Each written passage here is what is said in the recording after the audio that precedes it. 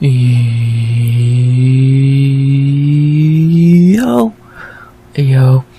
RX back with another recap of UFC Kansas City, Gary versus Fraudtes. We back with another recap of a card that was pretty good. Pretty damn good if you ask me. I really enjoyed it. Yes, there were some bad moments that definitely bring down its rating and whatever else you want to say. But overall, it was a pretty good card. And the good outweighs the bad, I think, in this situation. So, very good card to come back from 314 and a break week. Very good card to come back to, or for whatever term you'd like to use. It was fun. It was a very fun night in Kansas City. Very good follow-up to 314. Kind of the same vibe as 314 at times, because again, it was very damn good. And yeah, I really enjoyed it. It was a very enjoyable card, even for the bad that happened during it, or at the end of it. It was a good fight night. Definitely something we needed after a break week, and since a lot of fight nights lately have not been great from what I remember. So, exactly what we needed, and very good card. So, can't really add much else before getting into the recap. I know I've said pretty much nothing outside of the card was decent, but I'm not really sure what else to say before getting into the recap, besides it was a decent card that I really enjoyed. So, yeah, I had fun. I'm excited and ready to recap this card, and yeah, I can't really think of much else to say. So, before I get into the recap, the only thing left I know I have to say, or I could think to say, is please like, comment, and subscribe. 100 subs goal by the end of 2025. We've been stuck at 72 for a while now. It'd be cool if we finally grew that number some more, but if we don't, we don't. What can you do? Live to fight another day, and either way, I hope you enjoyed the video, if you're subscribed or not. Doing this for the love of the game and the fun of it, so I hope you enjoy. Besides that, can't think of anything else to say, so you ready to recap a fun night in Kansas City? I know I am. Let's do it. UFC Kansas City recap. Begin. 14 fights in total we had during the breakdown and the recap. Nothing got cancelled, and only one fighter missed weight, who we'll talk about later. As we get into our first fight of the night, a fight I got brutally wrong, and a fight that went, I don't think, any way anyone expected to.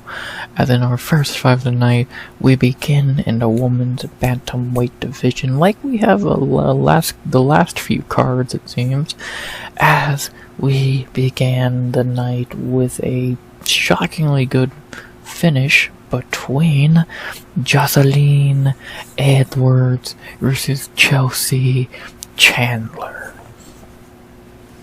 Wow, I did not expect a first round finish in this fight, but we got just that to begin the night. Very good way to begin the card, as we began with a Joselyne Edwards finish, of all things. I can't believe I said that. I can't believe I said that either. So, but it happened. Not much to recap for this fight, because the fight started, not a lot happened. The only thing I really remember outside the finish was I remember Joselyne took down Chelsea for not long early in the fight. A nice little sweep from inside of the clinch. And eventually they got back up, did some striking, a lot of just throwing strikes back and forth, not really any technique involved. Eventually Joselyne got Chelsea up against the cage. They were trading shots but most of them missed, to be honest, until a left hand finally hit Chelsea and dropped her, or cracked her pretty bad, and she fell not long afterwards. She went to the fetal position. A little bit of follow-up shots later, and it was over. Joselyne Edwards gets her second finish in the UFC, first knockout, and God, what a way to begin the night. Holy shit. Yeah, what the fuck has gotten to Joselyne Edwards lately? 2 finishes in a row now. A fucking submission and in a pretty decent fight from what I remember, and a knockout. But what the fuck has gotten to her? At least the UFC has one good fighter named Edwards, because we know Leon ain't it. And God, does Chelsea Chandler suck. I'll take my L here picks wise. I thought this fight was going to be a lot more competitive, a lot closer. I expected a normal woman's decision, split decision I should say, but not what we got at all. Joselyne said, fuck that, I'm putting her out and won, and she did. So, not what I expected at all. The betting odds were completely right. I'll take another L there, because I thought they should have been a pick'em, and on paper they probably should have been. But with the benefit of hindsight, God, Joselyne looked great. So, respect to her. Great way to begin the night. And not very much more I can think to say about the fight. So, be a great way to begin the night. Can't think of anything else. Nice finish. And now let's talk about the fighters a little more in depth. As we will begin with Joselyne, of course, the first winner of the night. Now 6-4 in the UFC, even though it should be closer to, what, 4 and... I don't even fucking know at this point, as her career gets deeper, because she lost these 2 fights. But whatever. All that matters is what she's done lately, not what she's done in the past, and lately she has won 2 fights in a row by finish. Yeah, I don't know why the fuck she's all of a sudden good, but yeah, Joselyne Edwards is looking damn good in the UFC. 29 years old now, with 2 finishes back to back. Her first KO win in fucking years, since 2020. She's looking good. I can't say anything else besides that. She made weight, which is rare for her. She got a finish, which is rare, and she's looking damn good. Yes, the elephant in the room is it has been against tomato cans. Vidal, garbage. Chelsea Chandler, proven to be pretty garbage. So I'll give her that, but still, now she's at least getting finishes over these cans instead of going to tight split decisions with them. So what did that tell you? She's getting better. I'll give that. I'll give Joselyne that. She's getting better. Her striking's getting better. She has weird power, I guess. Her grappling's okay. Still not great, but it's okay. Joselyne Edwards looking good. I'll give her flowers when they are due, and in this scenario, they are very well due. She's looking the best she's ever looked, so all flowers to her, all respect to her. Kicked off the card with a goddamn bang. And then we go to our opponent, Chelsea Chandler. Jesus Christ, fighters named Chandler are just goddamn pathetic. And I didn't think anyone could look as bad as Michael did a few weeks ago against Patty, but holy shit, did Chelsea find a way to. I'll give up on Chelsea Chandler at this point because it's over. I gave her a lot of fucking leeway and excuses. Norm Dumont's really good. Yana Santos is a wise veteran. She was able to beat tomato cans when she fought them. But now you're getting knocked out by Joselyne Edwards. Her flaws have just been exposed too much. She's 34 years old. She's super inexperienced. She has so many flaws in her game. She can't take a punch. She can't throw a punch. Her wrestling is her only strong suit, and she's not even good at that. She's just not UFC level at all, and not many fighters at one's bantamweight are, but God does she suck. She's 34 years old. She's a complete Invicta fighter, and that's where she's probably gonna be back very soon. I don't think they're gonna cut her yet. I think they'll probably give her one more fight, since women's bantamweight is so fucking shallow. But yeah, she's terrible. She finally made weight at 135. Should not be a fucking accomplishment, but she's just bad. She's truly just terrible. Like, she just can't take a punch to save her fucking life. She wants to hype up this, like, being from Stockton, motherfucker, da-da-da-da-da. The Diaz brothers would fucking laugh at you. You fucking suck. So, her UFC career started great. She looked amazing against Julia Stodarenko, but ever since then, just bad. Bad. No chin, no striking, subpar wrestling. Yeah, she fucking sucks. The only other thing left to talk about is who should they fight next for Joselyne Edwards, now joining the top 15 for, I believe, the first time in her career. If not, it's been the first time in a long time. So who does she fight next? Maybe the winner, Melissa Mullins, fucking Daria Zelezniakova, that's always an option. You got Nora Canole rematch is unlikely. Jacqueline Cavalcanti's unlikely. Misha Tate and Viana are fighting. So Joselyne's in a kind of a weird spot here.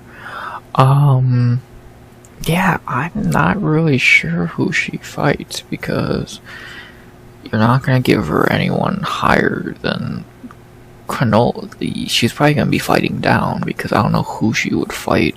She fought Canole. She's not fighting Cavalcanti. I doubt she fights the loser of Tate Santos. No one up here is going to fight that far down. So I'm not really sure who Chandler is going to, or not Chandler, who Edwards is going to fight. Again, the best option is probably the winner of Mullins, Zelezniakova, win a few weeks, or whenever the fuck that's going to happen. Because outside of that, there's really no one that makes sense for her at the moment, so we'll see. Maybe she gets a big fight no one expects, but at this point in time, the most likely fight for Joselyne is probably the winner of Mullins Zelezniakova. Jesus, English. So that's probably what I'll say for her. I probably won't put her in the fight ideas. I'll probably wait till we get Zelezniakova and Mullins, and whoever wins that, I'll say can fight Edwards. But until then, yeah, Joselyne probably gonna be left out of fight ideas for the moment. But more than likely, her fight idea is the winner of Mullins Zelezniakova, which is not a bad fight. I think she easily beats Zelezniakova. I don't know if she beats Melissa Mullins. That's a pretty tight fight, but we'll have to wait and see who wins that fight before we get to that next step. And then for Josie Chandler, like I said, I doubt they cut her. I think it's more likely she'll get one more fight. Against who? I don't know. Maybe the winner of the Irina Alkashiva fight when she fights Sagula in a few months. Outside of that, I'm not sure. Maybe Melissa Gatto or something like that. They'll probably feed her to someone who probably beats her. So I don't see them cutting her yet, because women's bantamweight is so shallow. Maybe Castañeda would be a good fight. She'd probably finish Chandler, to be honest. So we'll have to wait and see what they do with Chandler. I doubt they cut her, but if they do, could you blame them? I couldn't. So we'll see. We'll very much see. What I do know is great way to be in the main card for Joselyne Edwards, getting a great unexpectedly great finish. Probably should have got a bonus in my opinion. And who should she fight next? Probably the winner of Melissa Mullins at Daria Zelezniakova would make the most sense. I don't know who else she would fight outside of that, unless they'd really like Edwards and give her a big fight she probably doesn't deserve, which I think is unlikely. So, yeah, let's wait and see. But at the moment, it seems like Edwards is waiting to see who wins a fight down the line for her next fight idea. Either way, good one for Joselyne Edwards to begin the night, getting a beautiful finish to kick everything off and kind of set the tone for what was a very good card, especially when it came to finishes. Too bad that theory does not follow suit in our next fight, because what the fuck was this? And then our second fight of the night, we head up 10 pounds and change to the male division. As in our second fight of the night, we head to the featherweight division for a fight I got wrong, kind of. Even though I'm not going to count it as an L for many reasons. As in our second fight of the night, our first male fight of the night, we began the male side of the card with Timmy Cuamba versus Roberto Romero. Not gonna say a lot here because I think some bullshit went on in this fight. In round one, it was a close round, but Romero, I think, did enough to take it, and it seemed like the judges agree with me. The fans do not. I love the MMA community, but god, y'all are kind of stupid at times. And then in round two, Timmy clipped Romero with some shots, a flying knee, some ground strikes, etc. He finally dropped him, and the ref jumped in pretty much the second Romero hit the mat, and it was called. And it's super early stoppage. There's no way you can make a case that was a good stoppage. So the ref kind of fucked Romero, because how the fuck do you stop that fight when he's barely hurt, and that's the first time he's hit the mat? But that's what happens when you got inexperienced referees reffing. Nick Barons, yeah, that guy should not be reffing a UFC fight, should he? Early stoppage, complete bullshit. Cuamba's still dog shit. Romero, ugh, what the fuck, man. Yeah, I got my lock wrong. If you want to think that, I'm not counting it because it's an early stoppage. Fuck you, I don't care. Yeah, fucking pathetic. Pathetic reffing, pathetic what performance from Romero, whatever the fuck he was doing half the time. Cuamba's still dog shit. Fuck this fight. Next, not the only time I'm going to be saying that on this card. I have about 2 more fights, if not more, I'm going to be saying that, so it should be fun. As we get to our third fight of the night, another fight I'm going to skim through pretty quickly because I don't have a lot I want to say about it. And then our third fight of the night, we head to strawweight now for our final female fight of the night. And we had a fight that went exactly as everyone on Earth predicted, because we've seen these two fight, and it's pretty fucking obvious what was going to happen. And then our third fight of the night, our final female fight of the night, we ended their side of the card with Jaqueline Amorim versus Polyana Viana. Not gonna say a lot here, because there's not anything to say. What did you think was gonna happen in this fight? If you said exactly what everyone else said, you were right. Amorim's going to get this fight down and beat Poly. What happened? She got the fight down and beat Poly. Dominated her in round 1, eventually locked in the submission in round 2. Should have done it in round 1, but that's what happens when you suck. And, yeah, tapped Poly for rear naked choke at the beginning of the second, and that was that. Not gonna say a lot, because I really don't care for either of these two. I think they both suck. Amorim is kind of dog shit, and I stick by that claim until proven otherwise. It's funny it took her longer to get a finish in this fight than her last one. I guess she wasn't cheating enough. Should have stuck your fingers in Poly's gloves a little more. It worked against Demopulus. Maybe try it again sometime. And then for Poly, just cut her. Probably should have happened in the past, because this ain't her first 3-fight losing streak, but at 32, soon to be 33 years old now, she's not active, she's not good, she hasn't won a fight since 2021, I believe, when she beat, like, fucking some can. Yeah, Jinyu Fry in 2022. Just cut her. Her second 3-fight losing streak in the UFC.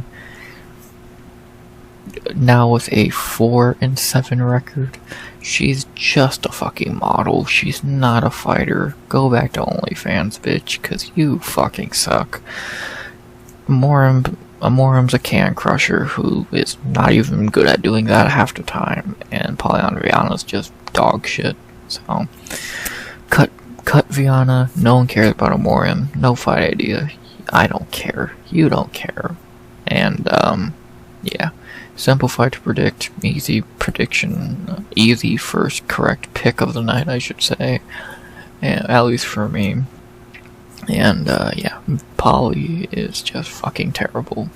She likes anime so much, maybe she should focus on fighting more than trying to wear a fucking headband in her walkout or whatever. Might help next time. Both suck anyway, don't care. After that, we get to the first of, I would say, the two holy shit moments of the night, and God was this one great. As I got correct, one of my two predictions for this fight, as in our fourth fight of the night, our first of 3 fights in a row in the bantamweight division, we had a prospect banger, and I'll say it again because it deserves it, banger between Malcolm Wellmaker versus Cameron Saaiman. And now the highlights of this card have started. Edwards was a great start to the card, but god damn was this the first holy shit moment of the night, and not the only one, thankfully. God damn did I tell y'all about Wellmaker, and god damn did I tell y'all this would be the best prelim, because it fucking was. Sometimes I'm right, and when I am, I am. This was fucking, what a debut. Long story short, as you can see, it was only a 2-minute fight. They had some striking exchanges. It's actually, Saaiman was winning at first. He was kind of making Wellmaker look stupid, kind of swinging at air and just looking sloppy. But eventually, Saaiman threw I believe a right hook or something, left himself open to a counter. Wellmaker landed a right shot of his own. I think it was a little uppercut hook kind of shot, and sent Saaiman flying down to the ground. One little pot shot on the ground later, and Malcolm Wellmaker was still undefeated, getting his first win in UFC. Goddamn, what a fucking knockout. That's how you make a debut. And that's how you beat Cameron Saaiman. Yeah, Wellmaker is really damn good. I told you. Like, the dude is really good. Not saying Saaiman is bad, but dude, Wellmaker's a problem. That dude's countering is scary. In a technical battle, he looked kind of sloppy, and we don't know about his ground game yet. But when you give him a chance to counter, he's going to counter you every time and knock you out. I feel like people really didn't realize that until it happened again. People didn't see the Contender Series until they saw, and now they know what happened on there also. And now they know this dude is legit, because he is fucking good. He has great power, he has good counters. That's how you make a debut. That's how you make a debut in front of a crowd, and that's how you make a statement on the prelims. Fucking beautiful. And I was right. Told y'all this was the best prelim, and I was right. Great debut for Wellmaker. Can't do it much better than that. And first of 2 amazing KO of the year contenders on this card. We'll talk about the other one later. It's probably the thumbnail of this video. It is the thumbnail of this video. Who am I kidding? Yeah, but this was a good appetizer to that. So. Great shit. Now talk about the fighters. We'll begin with the still undefeated, I guess that silly curse is over, Malcolm Wellmaker. Like I said, this dude's a problem. He's really damn good. He's legit.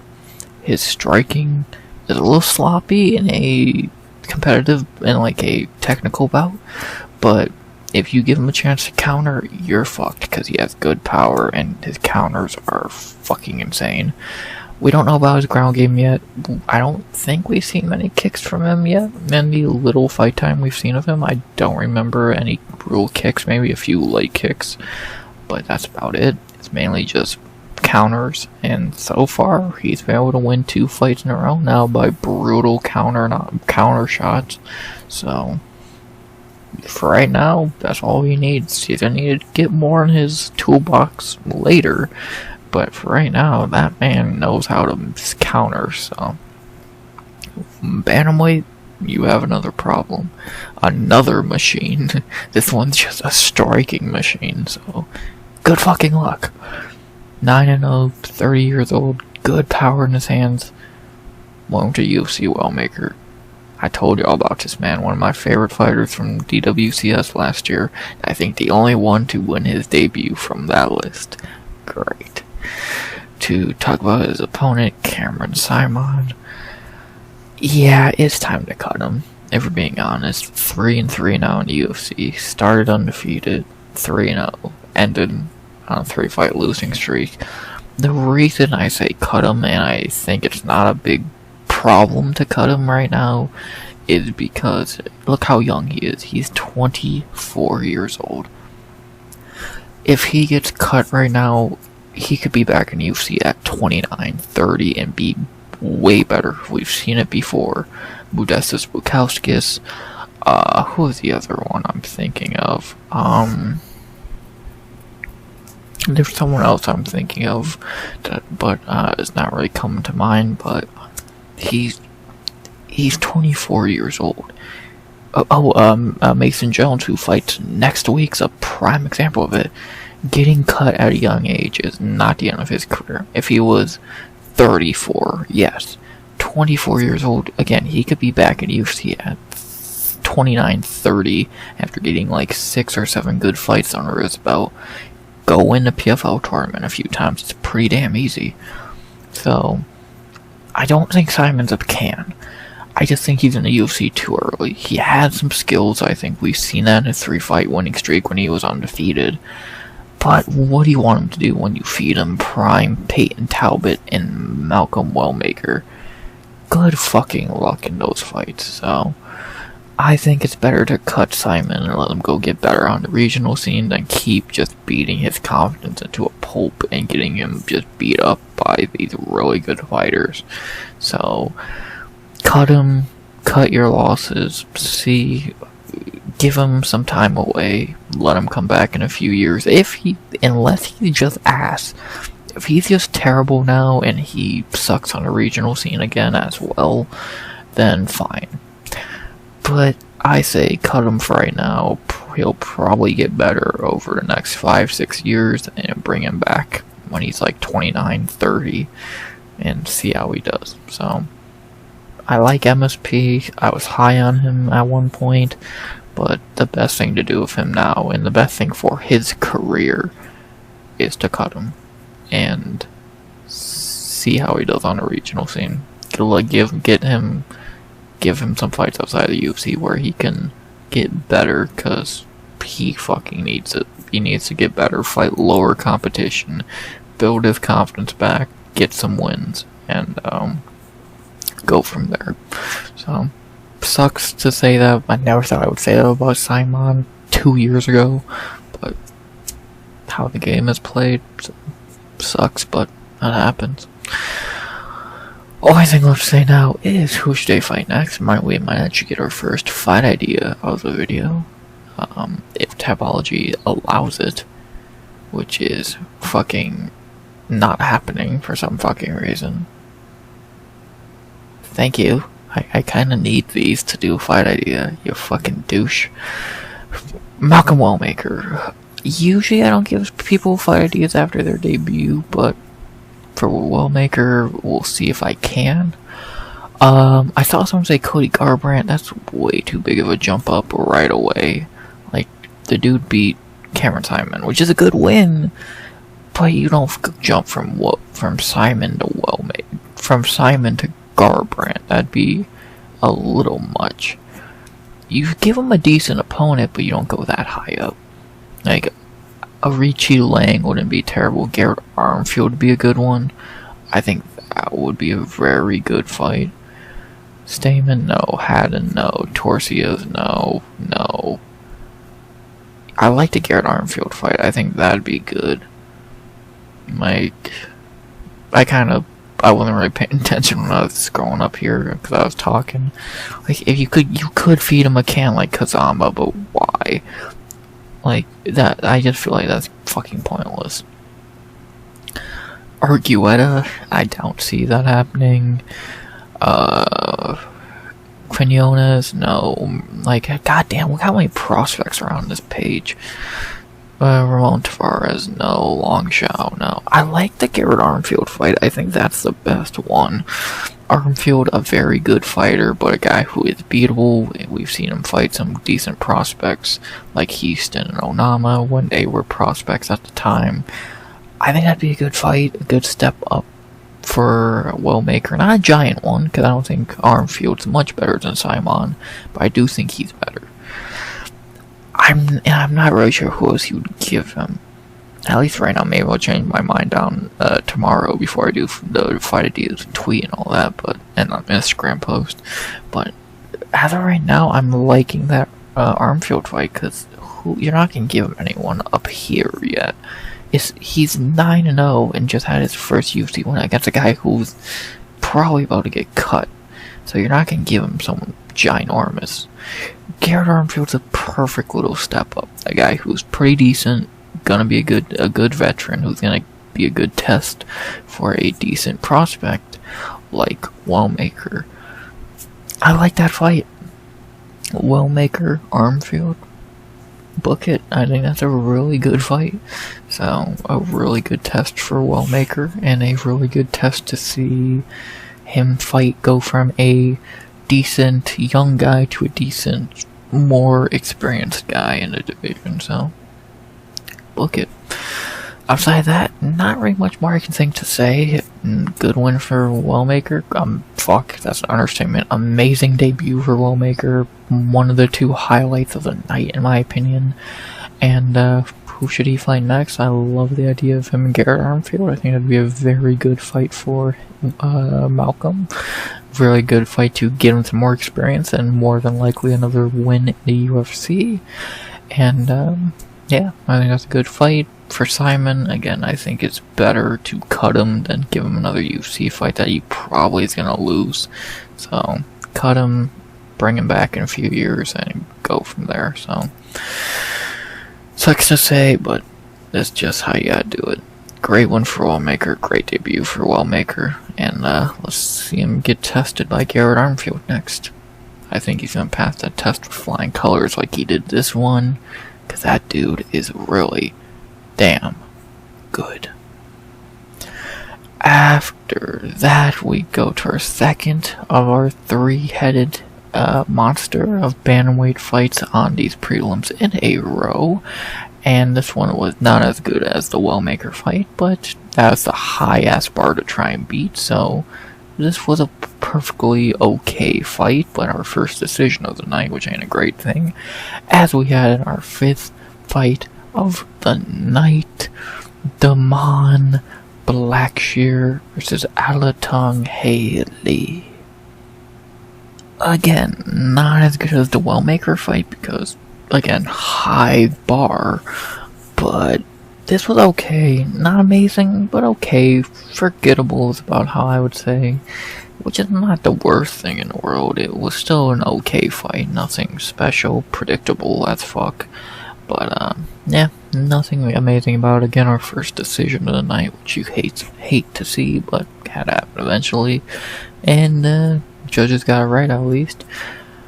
As in our fight, we pretty much just had a Damon Blackshear striking match, and he looked pretty decent.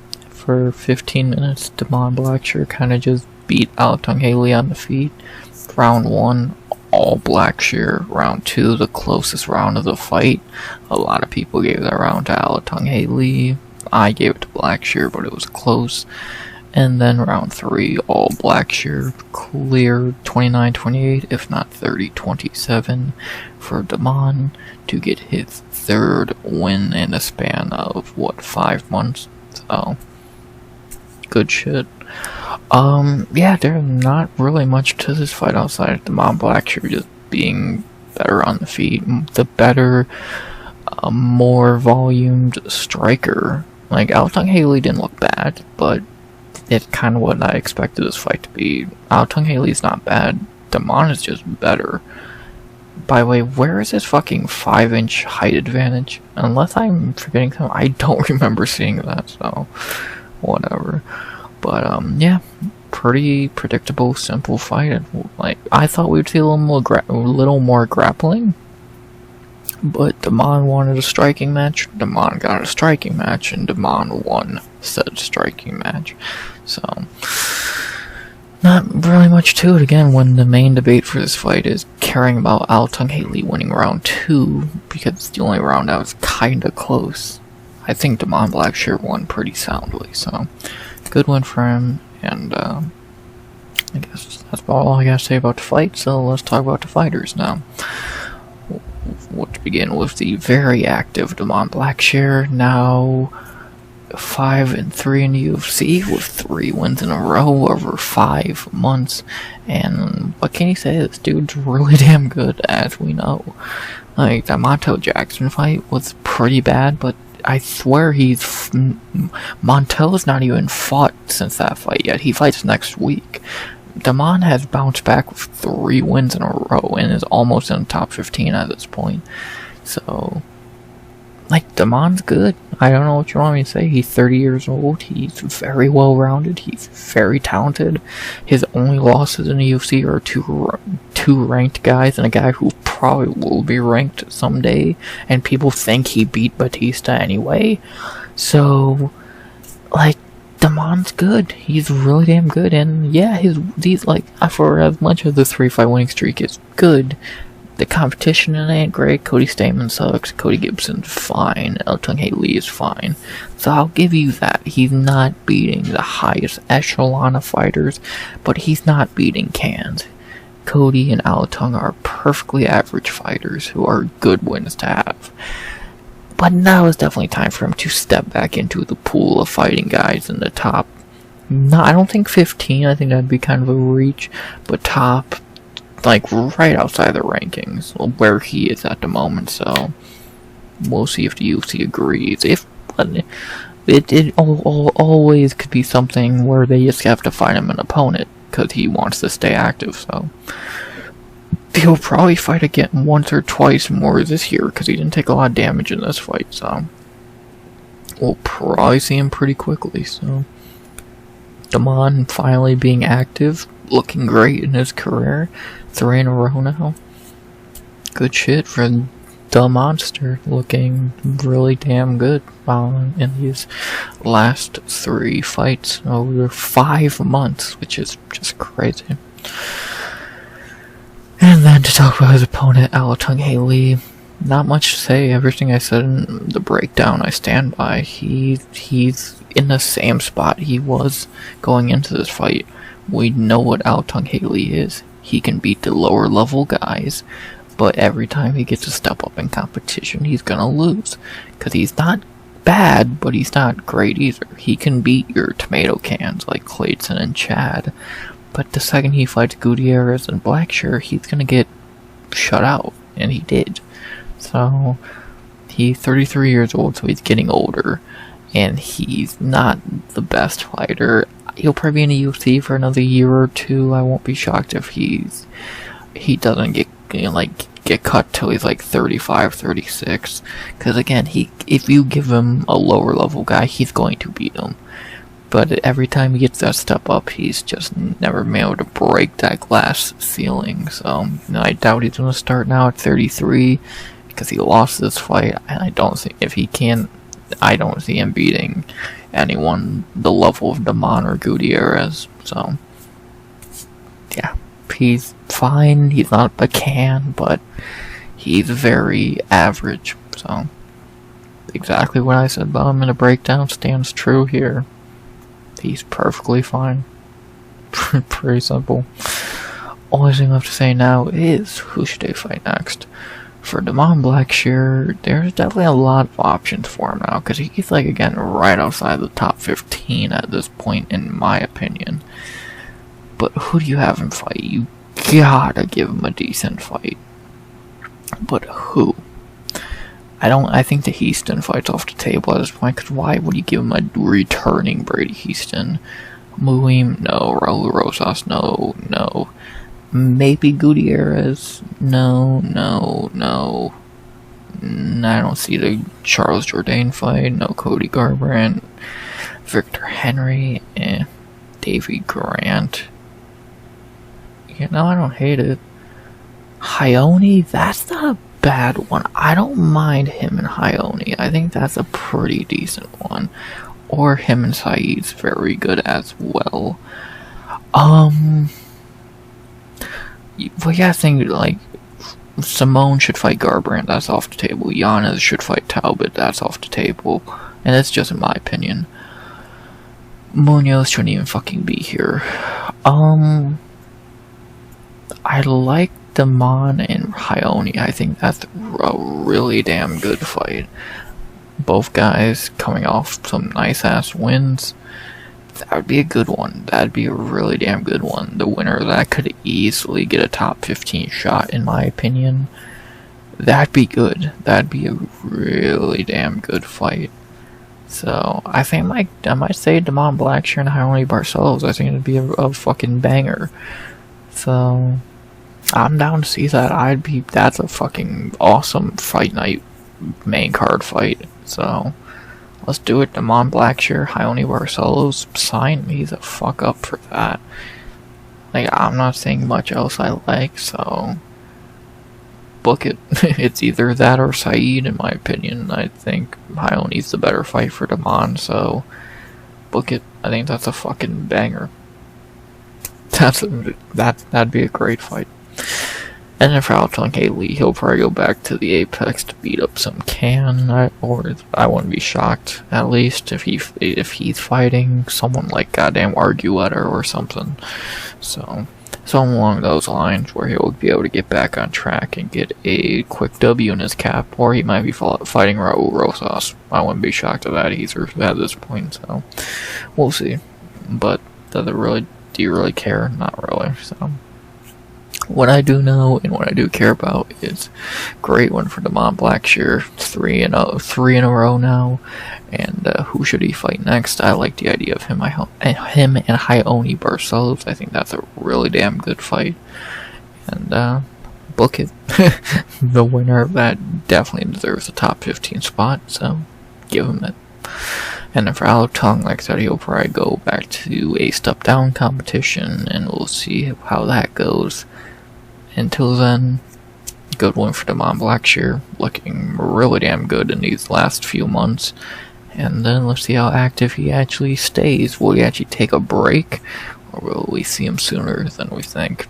Hopefully the latter, because Damon Blackshear is really damn good, and he's been on fire lately, so we'll see how long he can keep this active trend going.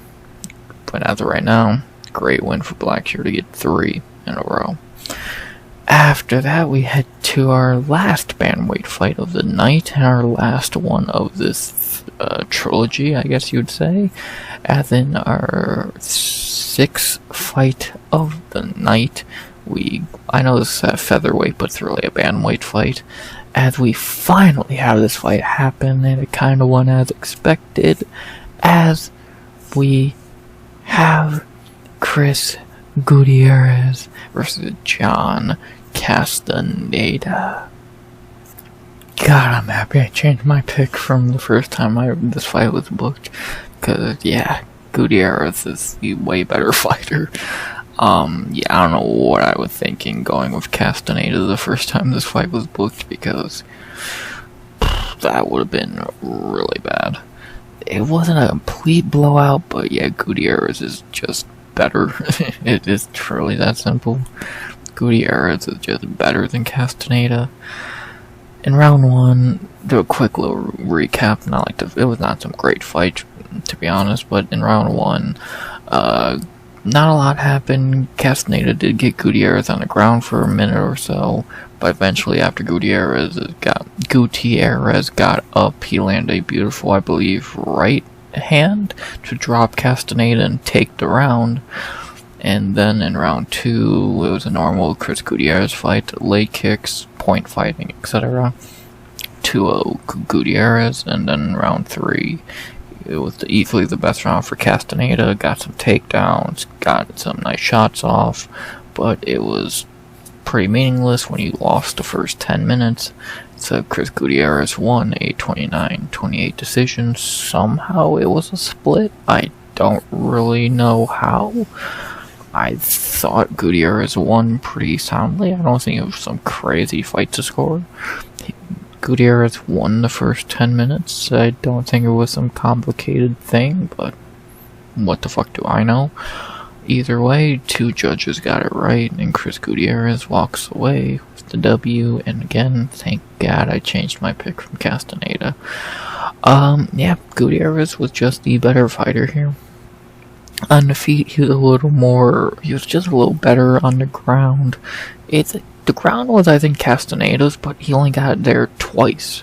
So, and didn't do shit with it. So, even though if Castañeda didn't get knocked down at the end of the first, he probably would have won this fight.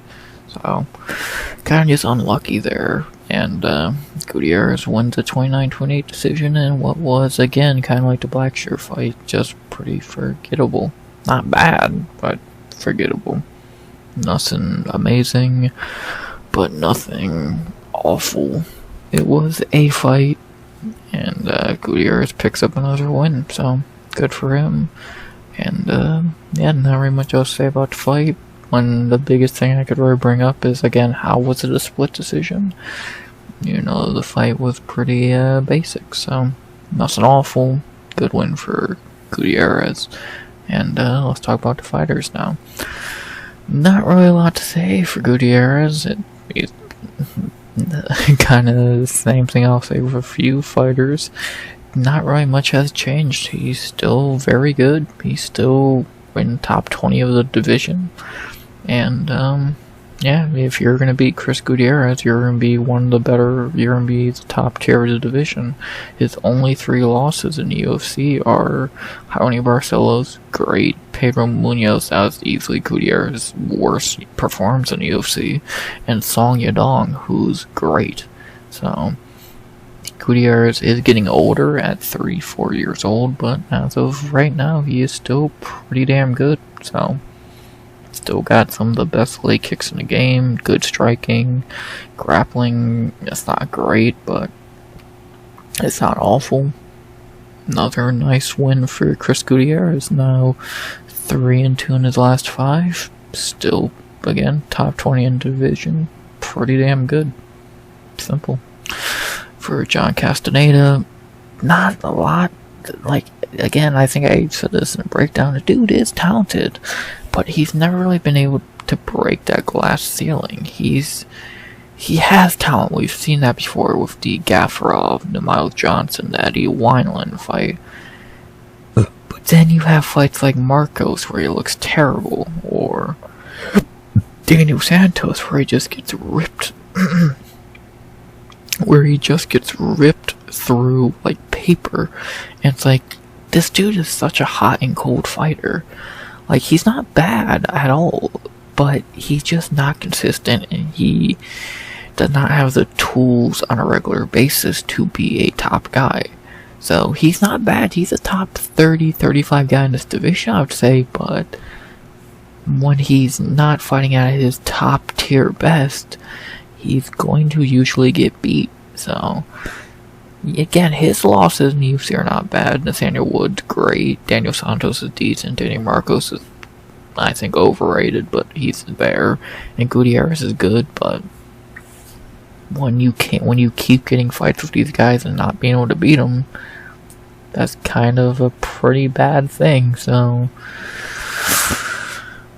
I don't think Castañeda is a bad fighter, but he's just inconsistent and just never fights to the best of his abilities. I hate fighters who who are like that, who never fight to their best abilities, but that's a lot of fighters in this game, so consistency is key, and that's something Castañeda does not have. Only thing left to say now is, who should they fight next? For Chris Gutierrez. He's kind of in the same spot as Blackshear. He's right outside the top 15, like he always is, and he's probably one win away from it. Who could that one win be? Let's take a look. I could see them having him fight Raul Rosas, but I think that's fucking stupid. No. I don't think they're gonna rebook him and Matsumoto. Jourdain, I don't see it.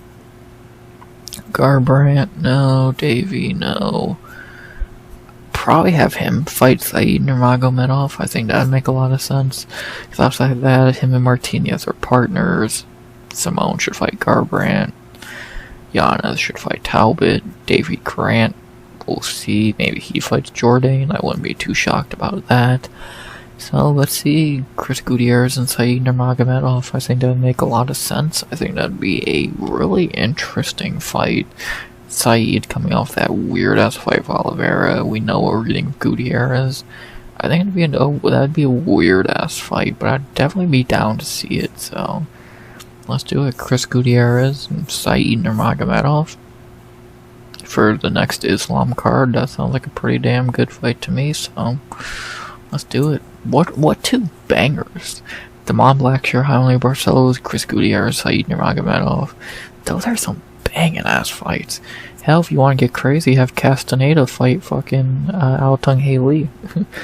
So why not?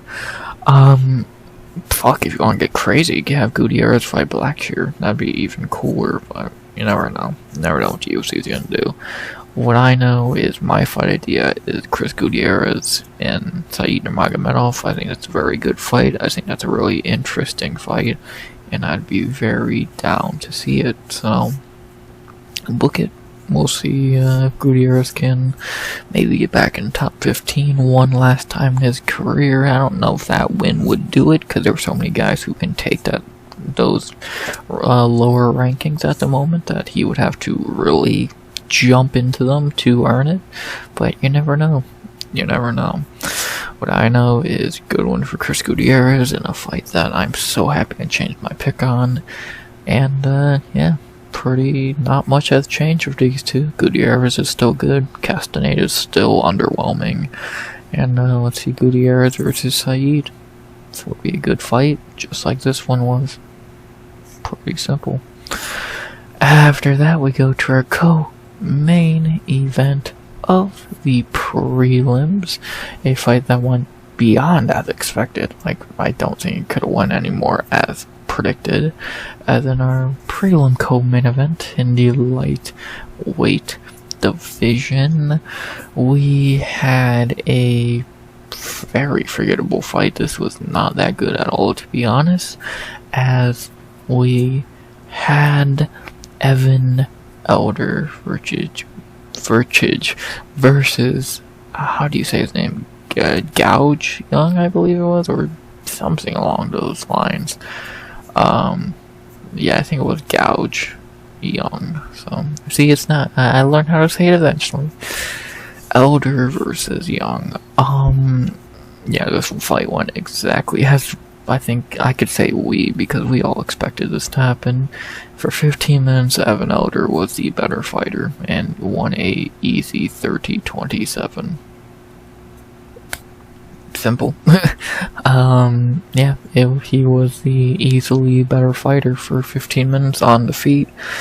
Only shot one takedown, got stuffed completely, got rid of that game plan immediately, and won. Simple. Don't really got much more to add. Evan Elder beat up a debutant on very short notice with ease. Do I need to say anything else? I don't think so. Let's talk about the fighters real quick. I'm not even like trying to rush through this fight. I just don't have anything else to add. talk about the fighters. Evan Elder, now 3-2 in UFC, could easily make a case he should be 4-1 if he didn't get robbed by the doctor.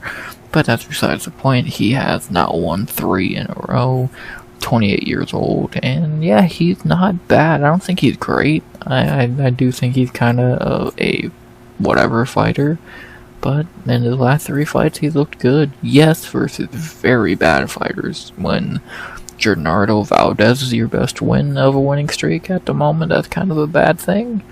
But what can you do? He gets who is given to him, and he's looked good so far. So 3 up, 3 down in a row for Evan Elder.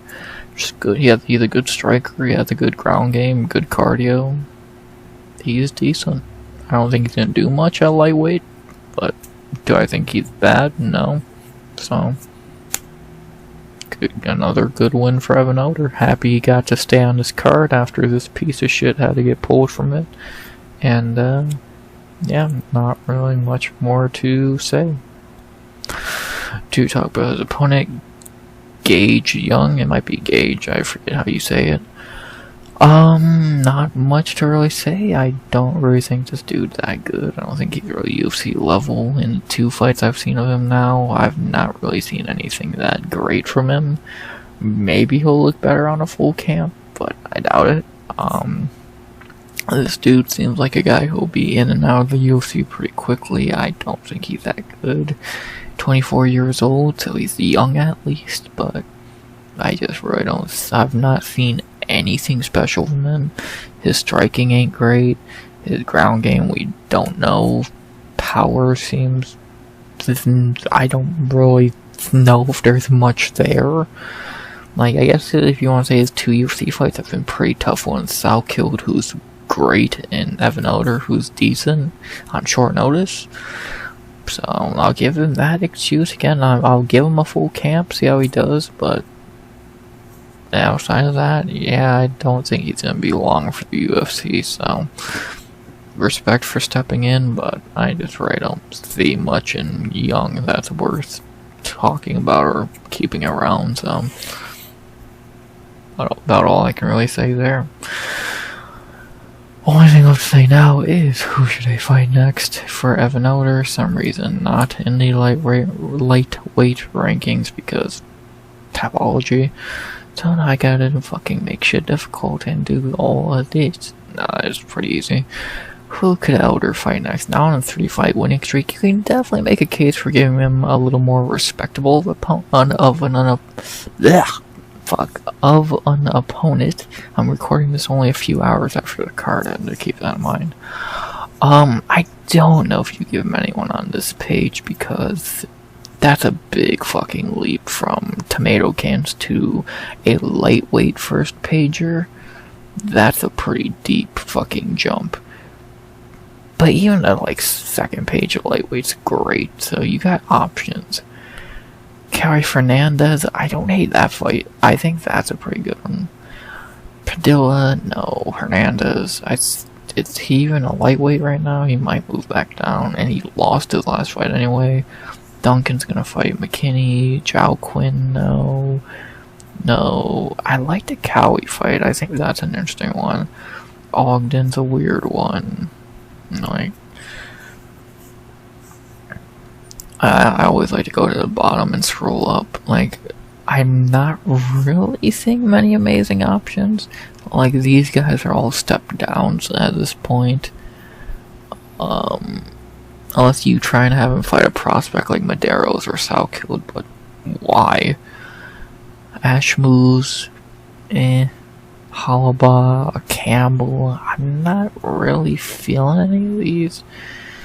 Machate, Selecki, Rongju, Mota.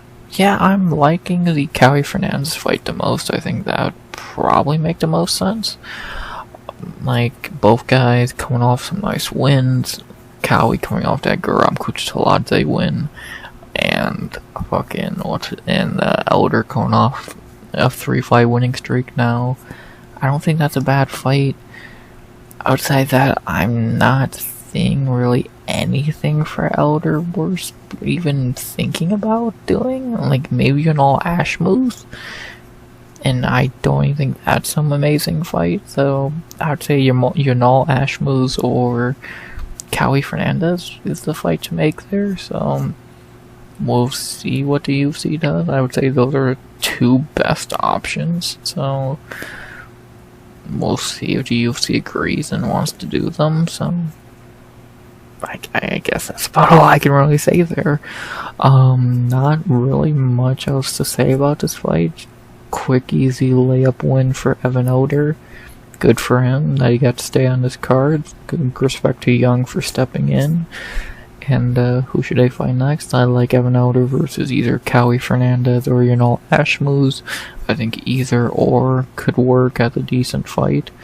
Yeah, either one, probably in a few months, be a good fight. They'll book it. Outside of that, not very much more I can think to say. Good win for Outer and a bona fide layup. And Young, respect for stepping in, but yeah, I've not seen anything from him really impressive or worthwhile, so I doubt we'll be talking about him for much longer. Good win for Outer and a complete layup. Again, the biggest thing, I'm just happy he got to stay on this card, because after that piece of shit got pulled from it, he deserves to get another fight on this card, and he thankfully did. So let's see where he goes. Well, let's see who he fights next. Hopefully he can get a fight booked against a normal person. It'd be nice. Either way, good one for Outer. And now, finally, an hour plus, and now we finally hit our featured prelim in the flyweight division. A fight that was okay, nothing spectacular, but compared to the last few fights, it was probably the best of the last 4 prelims, maybe. As in our featured prelim, all the way down to the flyweight division, we ended the prelims with Matt Schnell versus Jimmy Flick. So what happened in this double retirement fight, almost, if should have been? Again, it was a fine fight. It was probably the best of the 4 decisions on the prelims, as in round 1, Flick held Schnell down for 5 minutes. That was not a good round, but then the fight got fun. The last 10 minutes, a lot of scrambles, a lot of submission attempts, a lot of elbows on the ground. Cut Flick open pretty badly at the top of the hairline, it seemed. And a very fun last 10 minutes of the fight, as Matt Schnell picked up a clear 29-28 decision to win his return fight from retirement and get his first win since Sumadarji, I believe, which says a lot. Like that was his last win back in like 2022. Crazy. But quick, easy win here, as you should have against Jimmy Flick, when the dude's only fucking weapon is ground game. He's not even that great there. He's been beat there a few times, so the only way Schnell was losing this fight if he got submitted, and he almost did a few times, but overall he was able to keep the fight in a favorable position for him and pull off the decision win. And yeah, pretty decent prelim, featured prelim. Had some blood, had some good scrambles, had some good submission attempts. Decent little fight to end the prelims. Nothing special, but nothing awful. Fun little flyweight fight, as usual for this division. And good way to end the prelims. Now, I can't think of anything else to say about the fight, so now let's get into the fighters real quick. To begin with the formerly retired Matt Schnell. A good return win, again his first win since Sumadarji. He's not that good. Like, let's be honest, Schnell is not that good. He has no chin, we know that. His striking defense is non-existent, and his ground game is not special. But he's not awful. He's not far from it, but he's not awful. 35 years old, he probably has a few more fights left in the tank. The UFC gave him a layup, a giant step down from Nicolas Ursagan. He looked decent, he got a win, and we'll see where the UFC goes with him now. I doubt they really shove him into the top 15 again, because that'd be silly for a 35-year-old coming off a 3-fight losing streak, finally getting a win. You probably give him another unranked guy, that makes the most sense, and if he wins that, then you can consider putting him back in the top 15. So, even though I don't know why you would, but you can consider it. And, yeah, good comeback win for Schnell, always a fun fighter. Still don't think you should come back out of retirement, because that is lame, so, whatever. And then for Jimmy Flick, with Jimmy Flick, we know we're getting with him. He has no fucking striking at all, even though this might be the fight he had his best striking, because he actually did land a few shots, which is rare. He did land like 1 or 2 shots on the feet, which, again, rare for Jimmy Flick, but overall he threw really nothing on the feet, and even got beat on the ground again, which he has more than he really think he should have by now.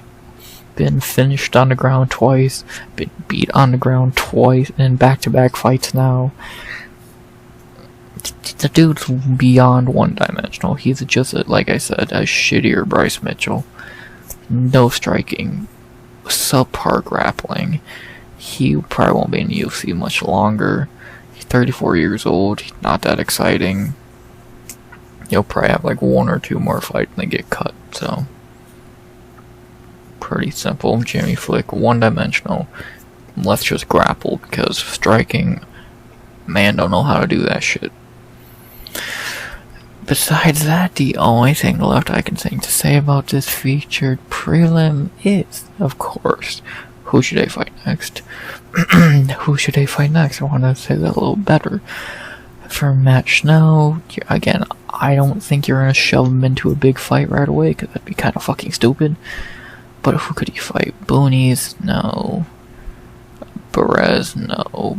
He just beat Flick. Borjas? No. Lima? I think Dos Santos got cut. Ode? No. Jesus? No. Sumadarchi? No. Let's not run that rematch back right away.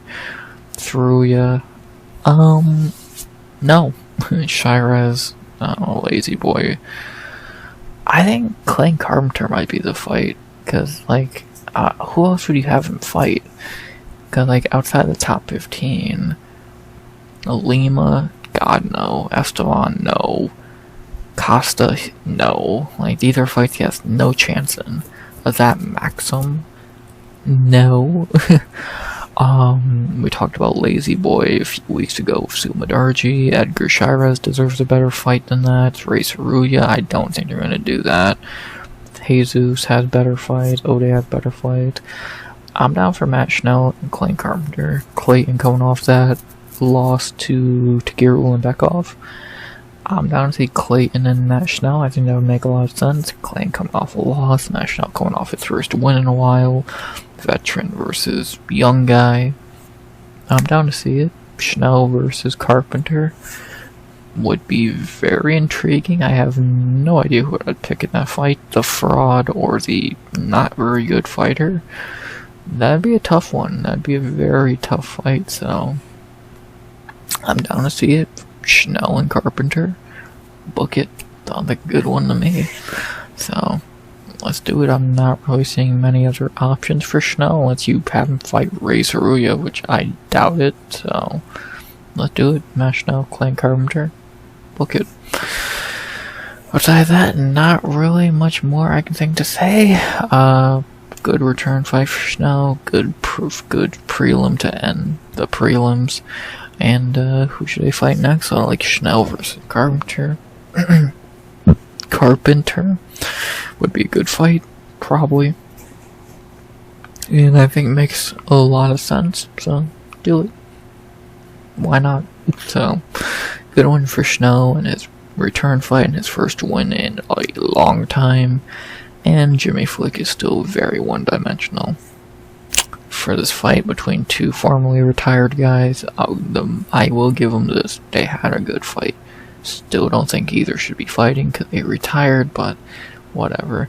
Good one for Schnell. And finally, an hour and 9 minutes in, that's the prelims. They were alright. Edwards was a great start, Wellmaker was amazing, and then the last 4 fights were hit or miss. Blackshear was alright, Gutierrez was meh, Elder was not great, and Schnell was decent. The best prelims were Schnell, Wellmaker, and Edwards in my opinion. The rest was either pretty whatever or forgettable, so not amazing, not awful, a perfectly fine prelims. And then we head to the main card, which had ups and downs like you wouldn't believe. So let's not waste any more time since we're already an hour 10 into this bitch, and let's get into the main card. 6 more fights in Kansas City, Missouri. Let's talk about it. As we begin the main card in the very busy and on this card middleweight division. As we began the main card for fight that who didn't know this is how it was gonna go. As we begin the main card with Ikram Aliskerov versus André Muniz. Who would have thought the OK striker would have easily knocked out the shitty grappler with no striking? Yes, I'm raising my hand because it was that fucking obvious. Yeah, long story short, they had a feeling out process on feet. Really, nothing happened until the last few minutes of the fight when Aliskerov landed a left kind of jab hook. It was straight but crooked at the same time. That hurt Muniz, but it was kind of a delayed reaction. Eventually he fell against the cage, went down, ate a lot of ground and pound, and eventually it was over. Ikram Aliskerov, first round knockout, as predicted by anyone with a fucking brain. So, simple. Pretty goddamn simple, if you ask me. So, yeah, not really much more to say. Ikram did exactly what I said he would do in the breakdown, and everyone else said he would do. He's the better striker by a mile. Muniz is not good, old, and has not fought in a year and a half almost. I wonder what the UFC is going to do here besides feed Ikram a layup, and they did just that. Quick, easy win for Ikram Aliskerov, as predicted by the world, and about as simple of a fight as you can get. To talk about each fighter real quick, I don't have a lot to say. Ikram, still a fraud, but he's really good at crushing cans. 3-1 now. 3 cans. The one time he fought a legit fighter, he got smashed. He's a fun can crusher, and that's about it. And he's barely good at doing that, it seems. For André Muniz, he is 35 years old. He can't strike for shit. He's a subpar grappler. And now he's a really good grappler, but he can't strike for shit. He's old, and he probably won't be on the UFC roster for much longer. I feel like in another year or so he'll probably be cut. He'll go right to PFL, and who knows or cares at that point. So probably has another fighter. Has probably another. I would say at most 3 or 4 fights left in UFC before he gets cut. He'll might have one more fight this year. You never know. And we'll see what Muniz does. Can't strike for shit. He's good on the ground, and that's about it. The UFC fed him to Ikram. It went exactly as predicted, and exactly as the UFC wanted. And that was that. All I have to say now is who should they fight next? For Ikram, I might not give him an idea, but I do want to take a look, because there probably could be a pretty decent fight out there if you really look logically. None of these guys, because the UFC is going to push Ikram. They really fucking like him for some reason. Well, outside of being Russian. None of these guys, no. God, look at this trio of shit. I could see Ikram fighting RoboCop. I think that'd be probably a pretty damn good fight, to be honest. Yeah, probably Ikram Aliskerov and RoboCop would make a lot of sense. So, probably do it. Why not? I don't see any reason not to. So, do it. Ikram Aliskerov and RoboCop. That sounds like a goddamn banger to me. The only other options are what? Chris Curtis or Jack Hermanson. So, let's do it. Ikram Aliskerov and RoboCop. That would actually be a banger. Book it. That could be a cool Apex co-main. Sign me up for that fight. I'll give Ikram this. That dude can have fun fights, and that'd be one of them. Ikram, RoboCop. Book it. Outside of that, not really much else to say. I can only say it so many times. This was a layup that went exactly as we knew it would. UFC got what they wanted. So, and I got a perfect pick out of it, so we all win in the end, don't we? All I have to say now is who should they fight next? I like Ikram and RoboCop. I think that'd be a banger. Someone probably gets knocked out there. I'd be shocked if they don't. And, yeah, that'd be a sick-ass fight night co-main, so book it. Easy one for Ikram. Muniz is dog shit, and let's see Ikram fight RoboCop. Simple. Don't worry, got much more to add. And then we had the highlight of the night, the highlight of the month, the highlight of maybe the year, or one of at least. Our second fight of the night in the welterweight division, the holy shit moment of the night, the thumbnail of this video, a fucking instant classic, one of the best KOs of the year. So many things you could say about this fight, as we had in our second fight of the night on the main card in the welterweight division, a fucking instant classic between Randy Brown versus Nicolas Dalby. What a goddamn fight. So, where do we begin with this bullshit? Maybe in round one, when Randy Brown sent Dalby's nose to a different stratosphere right under his right eye, and then not long after, Nicolas Dalby dropped Randy Brown and won round one. Huh? I don't care what the judges say, I don't care what the fans say, Dalby won round one. That dude, first, he got a knockdown. Enough said. Then in round two, all shit went crazy, and everything went out of control. Eventually, in round two, shit started breaking down. Dalby got cracked a few times by Randy, dropped against the cage. After a while, they were just trading shots like two fucking psychopaths. And eventually, it went full Gaethje Holloway. And then Randy Brown landed the kill shot and overhand right in the pocket to drop Dalby out cold, face down. Just like Gaethje and Holloway, and holy shit, that crowd went crazy. That knockout was amazing, and what a way to fucking turn up. And I'm speechless. Fucking amazing. Amazing. KO of the year contender, fight of the year contender.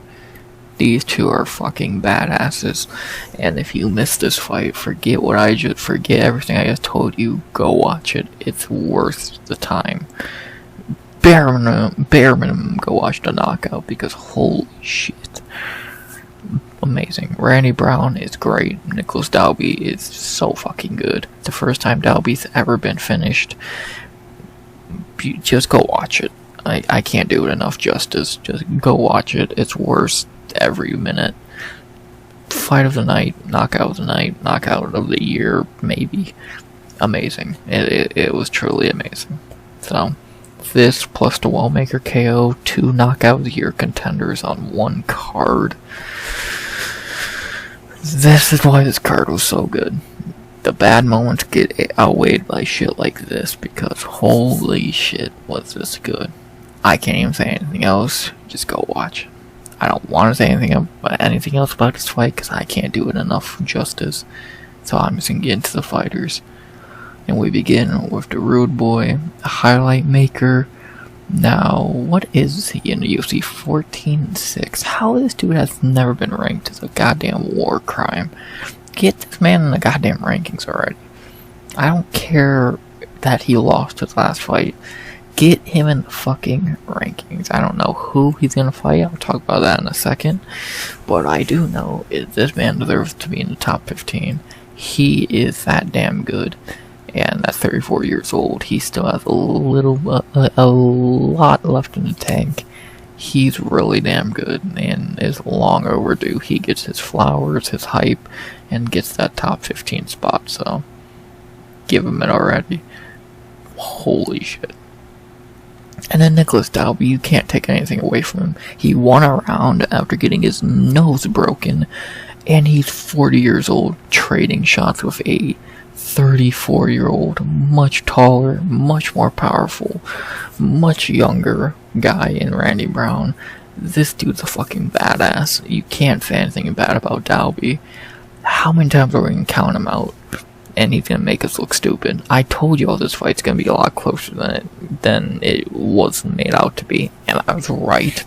Because Dalby did win round 1. Yes, he got flatlined in round 2, but he still took a round with his nose under his eye, and it was fucking amazing. Dalby needs all the respect for, again, the first time he's ever been finished. At 40 years old, this dude's fucking great. Give him his respect. He's earned it, and happy he got to fight the night bonus for this. He earned it, and banger. Fucking an instant classic. Only thing left to say now is, you already know it, who should they fight next? For Randy Brown, my idea that will get him in the top 15 is, I think he should fight the winner of Luque Kevin Holland. I think that would make the most sense. It would get him in the top. It would give him a fight in the top 15 at least, and I think he beats Luque. Holland, I don't know how that fight goes. It'd be interesting. Outside of that, I don't know who else he would fight in the top 15. He's not fighting MVP. I doubt he fights Carlos Prates, even though after tonight, maybe. And he's not going to fight any of these guys. So, I think the winner of Luque Holland would make a lot of sense. So, he fought Luque in the past. A rematch could be nice.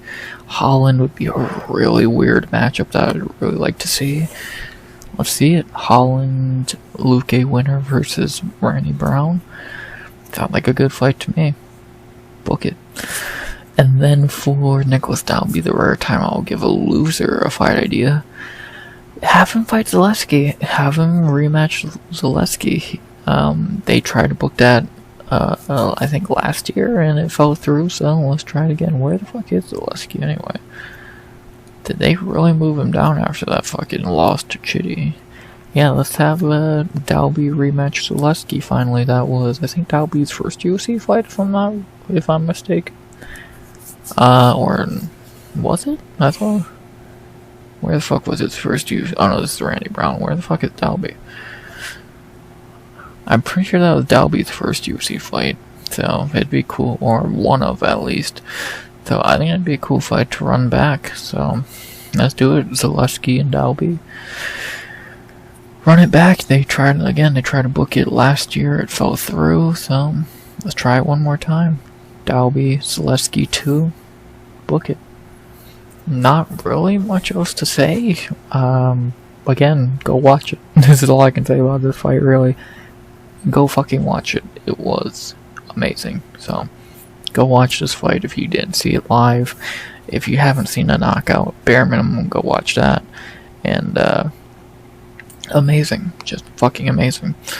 Now, who should I fight next? I like Randy Brown versus the winner of Luque Holland. And I like Nicolas Dalby versus Zaleski 2. I think both those fights would make a lot of sense. Luque Holland winner. Either one is a great fight against Randy Brown, and Nicolas Dalby versus Zaleski would be a fucking sweet banger. So they fought many years ago. Let's see it one more time. So book both those fights, and they would both be badass, and let's see what happens. Randy Brown's amazing. Nicolas Dalby's amazing. Respect to both these guys for a fucking classic. And, just wow. Go watch it. That's all I can say. Go fucking watch it. And then the mood of the card changed when we had this clown show happen right after it. I'm not gonna waste a lot of time here. This was not a fight. This was fucking pathetic. And then our third fight of the main card, going back to middleweight one last time tonight, we had a clown show between Abus Magomedov versus Michel Pereira. I'm not gonna waste time on this fight because it wasn't even a fucking fight. For 15 minutes, Michel Pereira fucking did nothing and just let Abus beat him. He did nothing for the first 10 minutes. He did little in the third round. Clear win for Abus Magomedov. I don't know what the fuck happened to Michel Pereira. The worst he's ever looked because he didn't even try. Usually he does good versus cans, but for some reason against a can like Abus, he just did nothing, which is beyond frustrating when we know Michel Pereira can beat cans at will. So that's annoying. Abus is not good at all, but he's probably going to somehow be in the top 15 when he does not deserve it at all. And, yeah, I don't fucking know. One of the worst, I'd say probably the worst fight of the night. I don't know, the best fight of the night followed by the worst fight of the night is kind of poetic. Complete fucking clown show. One dude didn't fight, the other dude sucks, the other dude sucks, but he's gonna win a fight when he's the only one trying. Michel Pereira handed Abus this win. Pathetic. Pathetic and just garbage. Shaking my head. What the fuck was that, Michel? Do better. After that, we go to our fourth fight of the main card, our featured bout. I guess it would be on a 6-fight card. I'm not 100% sure. Unless this shares the featured bout with Pereira, which I doubt. And then our fourth fight of the main card, we head down to featherweight for the second time tonight. The first time on the main card and only time on the main card. As in our fourth fight of the main card, we had a battle for a ranking in that said 145-pound division between David Onama versus Giga Chikadze. Yeah, this fight wasn't too surprising. It wasn't that good either, but it wasn't too surprising. In round one, it was a tight round. Both guys had really nice moments. Giga hurt David. David hurt Giga. Both had moments. I think the deciding factor is David Onama's takedown late with about 40 to 30 seconds left in a round where both guys did about the same. I'm gonna give it to the dude who edged it out with a takedown. But not like that mattered anyway, because in the last 10 minutes of the fight, Onama 100% won. He kind of did the same thing as round one. It kind of did exactly what we knew he would do if he won this fight, and that's take Giga down and hold him there, and he did that pretty well. And David Onama won a 29-28 or 30-27, either way you want to score it. I don't think there's a problem with either. And David Onama beats Giga Chikadze and gets ranked. Yeah, not a great fight, but kind of expected. Not a great fight when Onama's past victory was exactly what he did. Takedowns and hold him there. He could have won on the feet, but it was a dangerous, difficult game, so why not take the path of least resistance, and he did. So, nice win for David Onama, beating Giga in the position we know Giga's not good at, and that's grappling.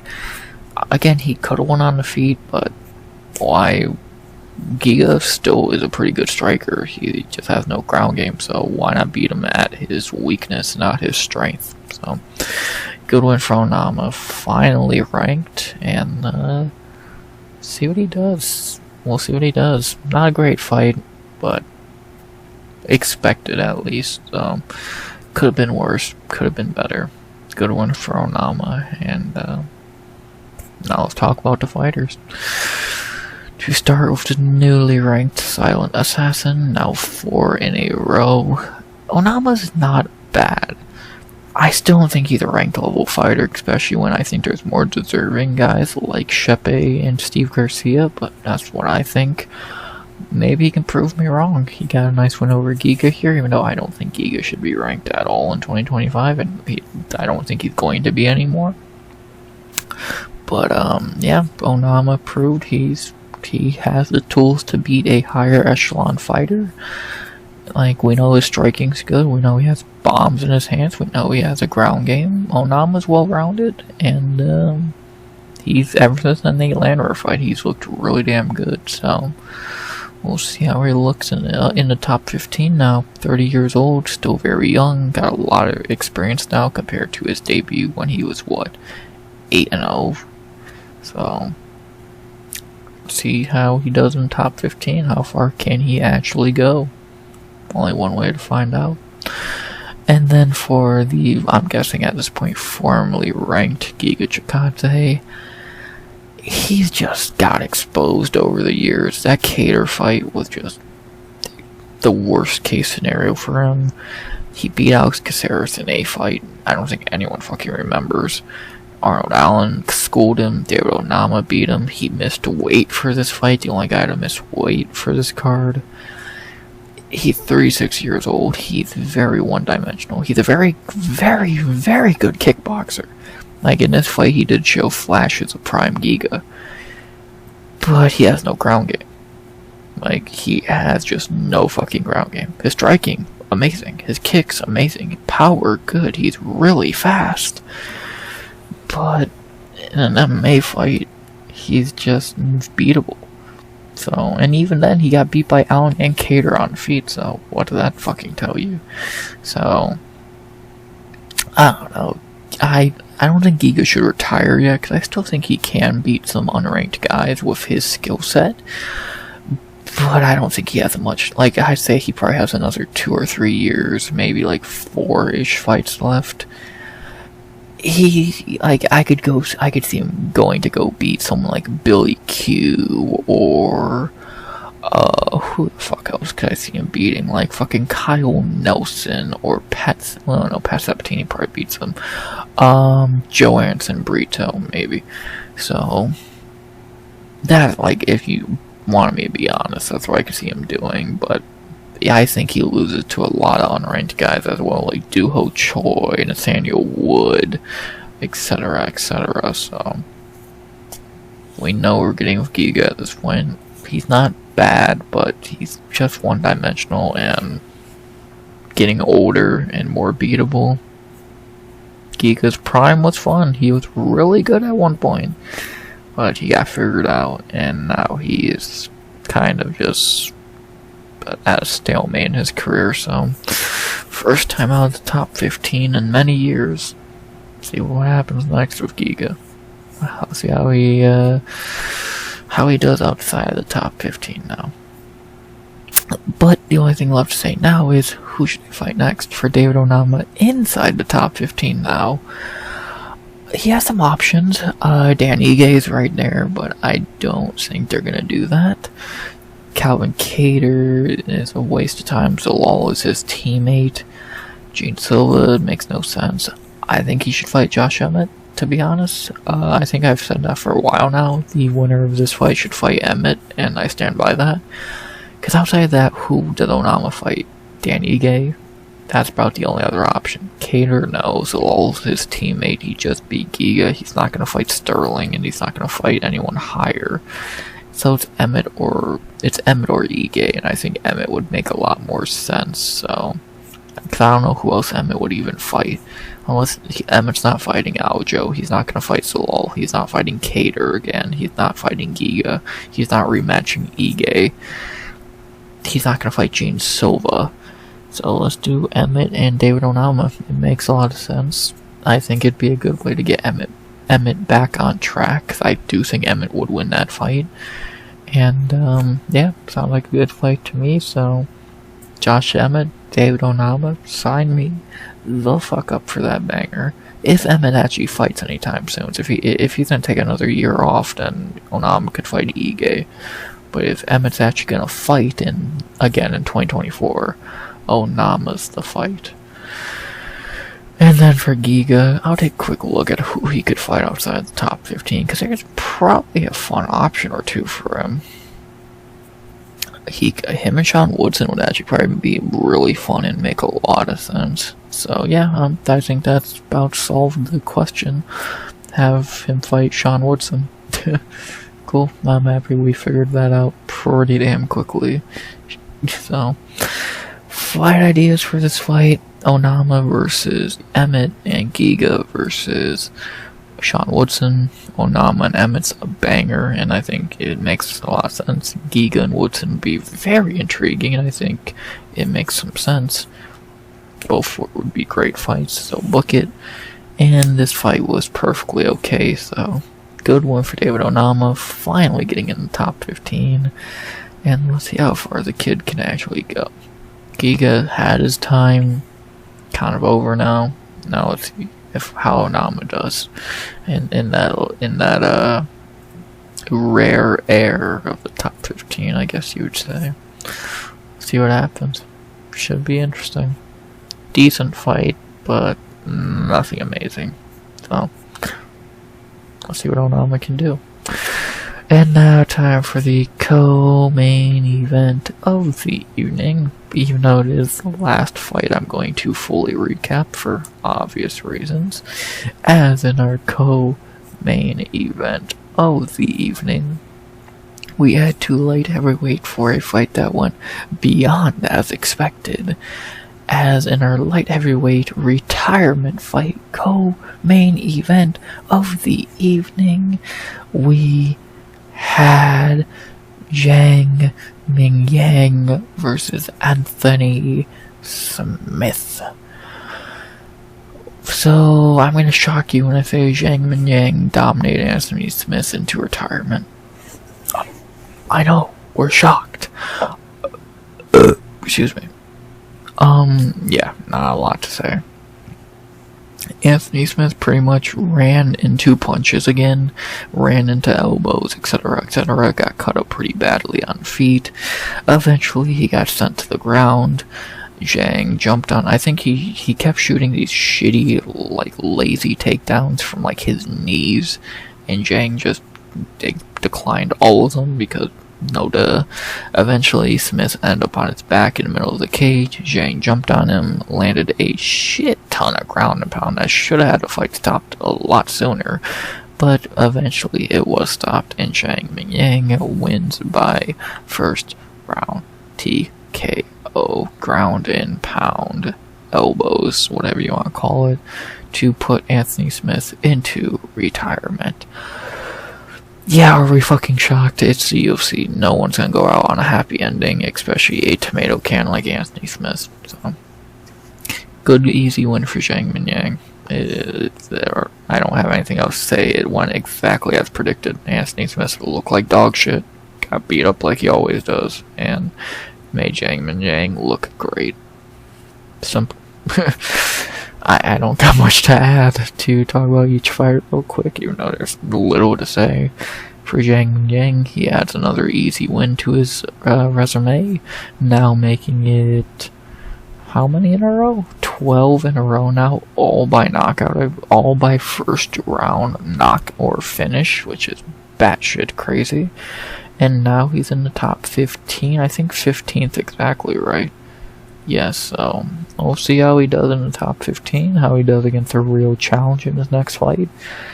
How does he do in deep waters? We'll see. He has a ground game, I believe, not a great one, but to an extent he does have a ground game. So we'll see if he can, when he does get dragged into deep waters, how can he sink or swim? If he ever needs to go into deep waters, we'll see.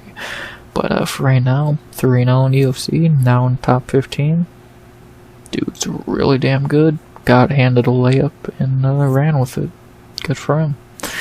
And then for the retiring Anthony Lionheart Smith. Can we stop pretending this dude's a fucking legend? He's dog shit. 13-12 in UFC. 37-22 overall.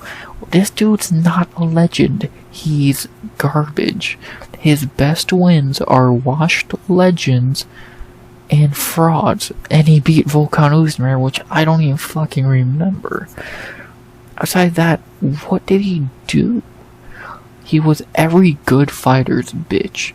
Khalil, Walker, Reyes, Zhang, Deladze, Ankalaev, Ratchik, Teixeira, Jones, Santos. He got bitched by all of them.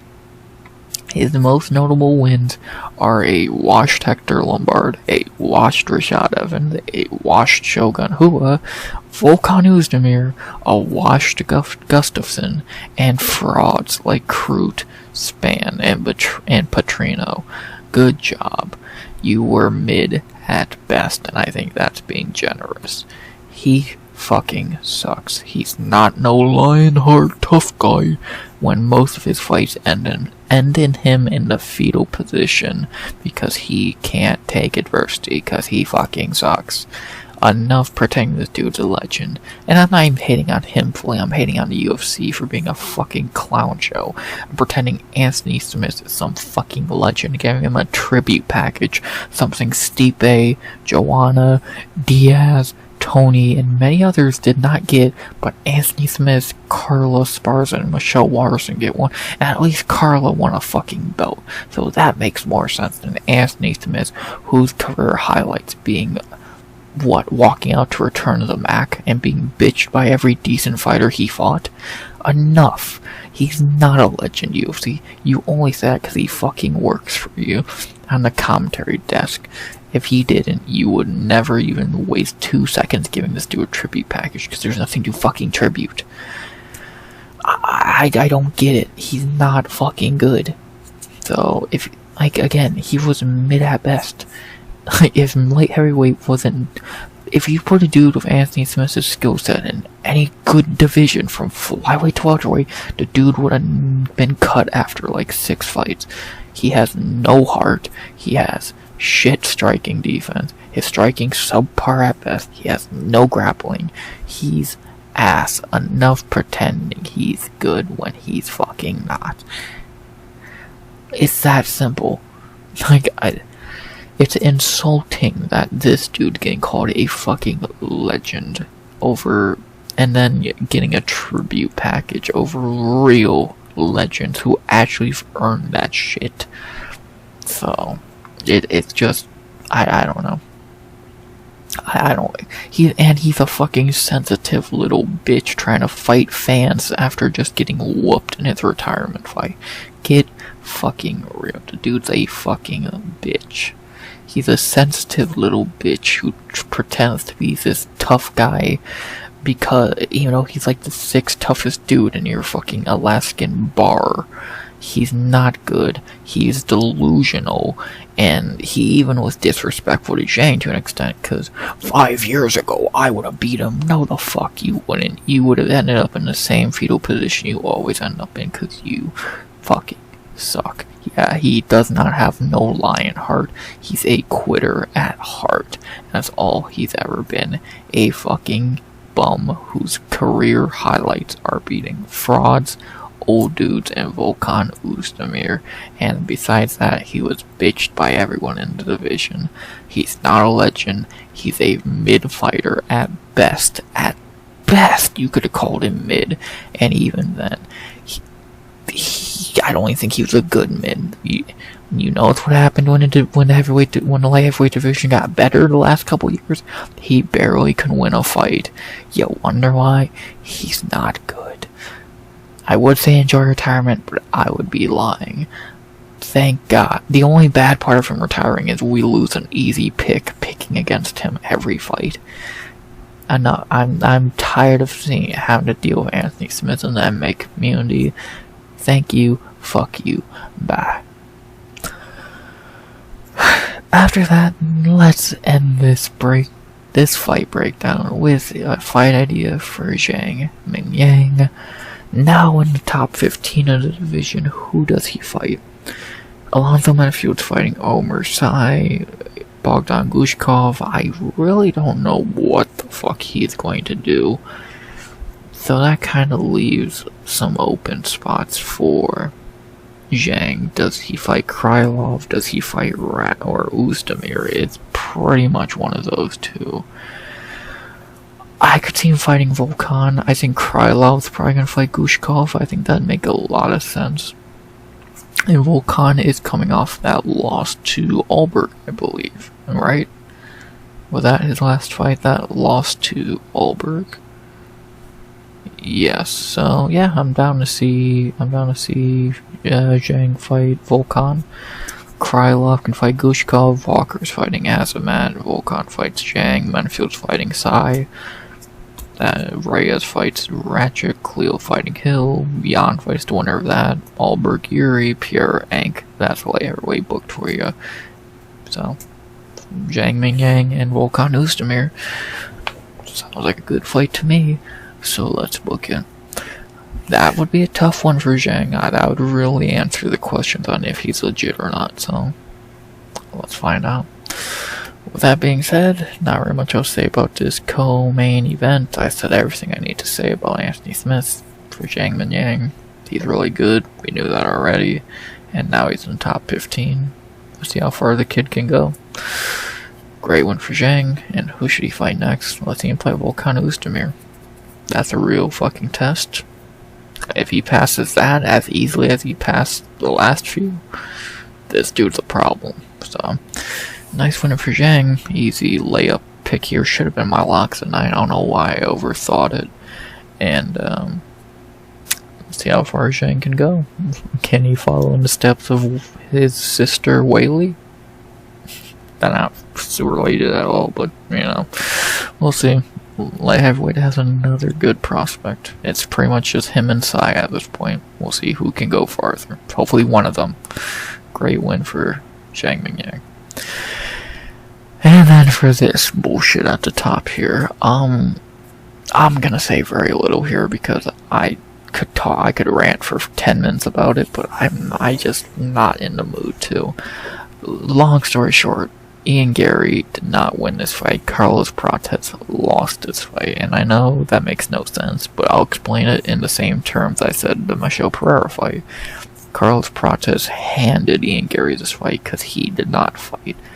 Prates did not actually start trying till the middle of round 4, and then he could have easily finished Ian Gary in round 5 and chose not to. Prates fucking sucks. Welcome to the Fraud Club. Ian Gary, I'll keep saying because it's true, it's fucking garbage. And this fight did nothing good for nobody. Ian Gary still sucks, and it looked awful. Carlos Prates got fraud checked. Thank God the Fighting Nerds still have 3 good fighters, because goddamn does Prates suck. Both guys are trash, and what a terrible fucking main event to end off a pretty solid card. Terrible. Prates lost that fight more than Ian Gary won it. And that's all I gotta say about that. As I can finally say, boom. That was the card to go over how I did on picks. I went 10 of 14, 8 perfect, 7, 98 perfect, goddamn. The only ones I got wrong, Prates, I did not know he was not going to fight till round 4. Pereira, I did not know he was not going to fight at all. Romero, early stoppage, and Chandler, bad pick. So, I'll take that. I'll take 8 perfects, goddamn. So, The only two I didn't perfect were what? Brown and Amorim. I'm not going to complain about that. The bonuses for the card were Mingyang and Wellmaker got performance bonuses, 5 of the night to Brown and Dalby. Hard to disagree. The only thing I would probably think about adding is giving Joselyne Edwards a performance bonus, because I think she did kind of deserve that. But whatever, what can I... Out of the 3 performance winners, I think those 2 earned it more than she did, but I still think you can make a case for her getting one. Second to last thing, after the rare time the UFC actually get the bonuses right, second to last thing is if you missed a card, what should I say you should go back and rewatch? I would say Edwards, Wellmaker, Brandy Brown for sure, and Zhang Mingyang probably. Ikram if you want. I don't think it's that good though. Schnell pushing it. Skip because it was a shitty stoppage. Skip because you know what happened. You could skip these, to be honest. Outside the Schnell fight, the other 3 were pretty weak, and the Schnell fight's not that amazing anyway, so that's up to you. Definitely skip, and super skip. So I'd pretty much just say Zhang, Brown, maybe Ikram if you have the time, Wellmaker and Edwards. So 4 for sure, 5 maybe. And lastly, our favorite final ending segment of this whole thing, the chopping block. Oh, I love cutting people from their job. Well, I'm not doing it, but saying who should be. It's a pretty simple chopping block. It's only 2 people, and they fought right after each other. Poly and Saaiman. It's time. Poly, 3 in a row, 32 years old. OnlyFans model more than a fighter. See ya, bitch. Saaiman, we talked about in depth. It's better for him to get cut now than keep fighting in UFC. So, 24 years old, get cut now, get better on the regional scene, and come back down the road. Chopping block, Saaiman and Polyana Viana. Everyone else, I really don't see. Chandler, I doubt it. Romero, no. Alatengheili, no. I doubt it. No. With that performance, maybe. No. Retired. Fuck, with that performance, maybe. So, just these 2. And now, with that finally said and done, I can say that's the recap. UFC Kansas City. I'm finally done talking about this goddamn card for almost 2 hours. Jesus Christ.